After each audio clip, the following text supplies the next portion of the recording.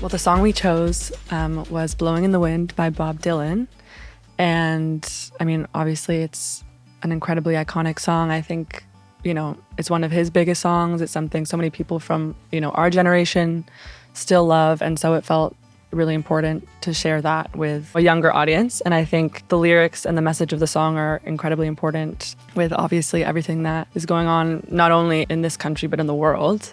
And so much of the lyrics in the song speak on how many years can a mountain exist before it is washed to the sea. That's one part that resonates for us. And then I think another one, the last verse saying, how many deaths will it take till we know that too many people have died? Especially that verse today and within the past couple of years. And we know that too many people have died.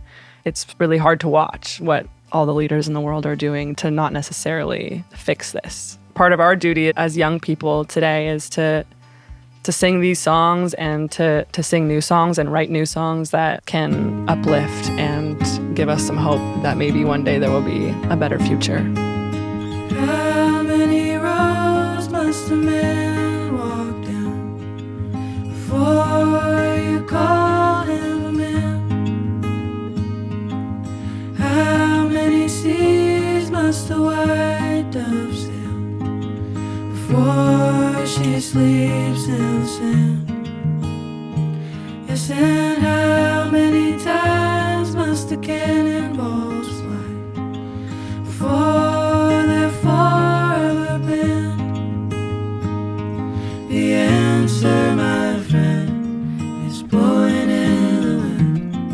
The answer is blowing in the wind. The way that we sort of reimagine this song is starting by staying a little bit true to the integrity of the song. We're a harmony trio and the song is not really harmonic, and sort of adding our touch to it and finding a way to make the words sound like we would be the one saying it, because we also believe the words and believe in the song and the lyrics of the song. When we were first tackling this song, there's a lot of repetitive melody and a lot of repetitive sort of sentiment. And I think we are a harmony trio, and so much of what we do is sing in harmony, which I think can be so healing to hear people sing in harmony together. But I think what we wanted to show in this song as well is the first verse, as you heard, we sang completely in unison, and a lot of this song we sing in unison.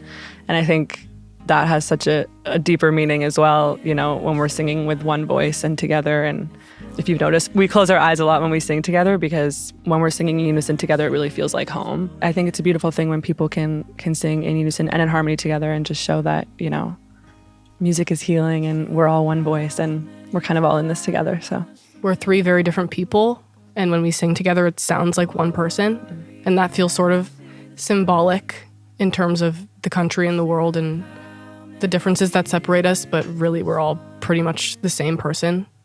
And so I think that was sort of an approach we took as well. Yes, and how many deaths will it take till he knows that too many people have died? The answer, my friend, is blowing in the wind. The answer is blowing in the wind.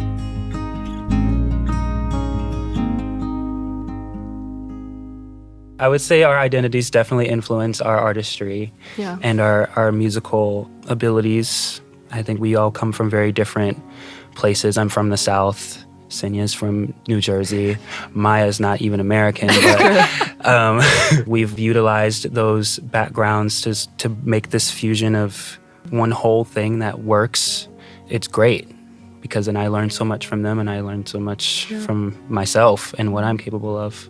So it definitely influences it, and we try as hard as we can to sort of keep those parts of ourselves alive as we grow together, I guess. Yeah. I also feel like we come from so many different places. My family was so brave to come here, and the only reason I'm able to sing with my friends is because of their bravery. So that means a lot to me. Me too. Me three.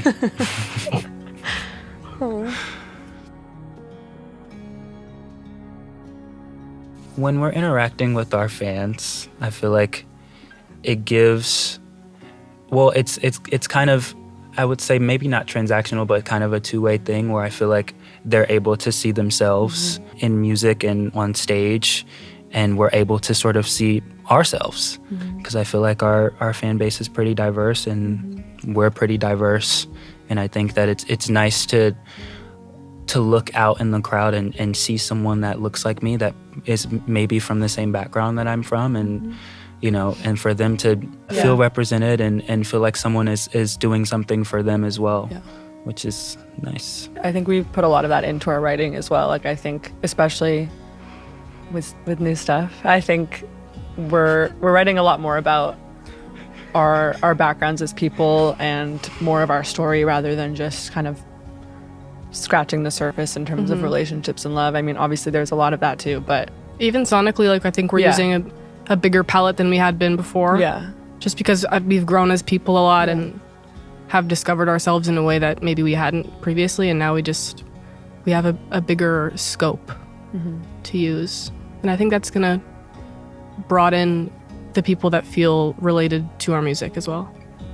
I think, you know, if somebody stumbles upon this video for the first time and is learning about us for the first time, I think a big part of our message as a group is getting a lot of like younger people in our own generation to kind of wake up, because I think we have that responsibility now. And so I think if you've listened to this and you resonate with the song and you resonate with our music, like, that's all we can ask for. And I think as long as we keep being our true selves and encourage other people to do the same and stand up for anything they can, I think that's what's so important. And I think that's all we can ask for. I also feel like as young people, there's only so much we know. And I think there's a lot of shame around not knowing everything that's going on. And I think that we don't see a lot of people being honest about that. And a lot of people just pretend they sort of know or don't say anything at all. And I think it's really important to be someone that's sort of in the middle, because that's where most people are.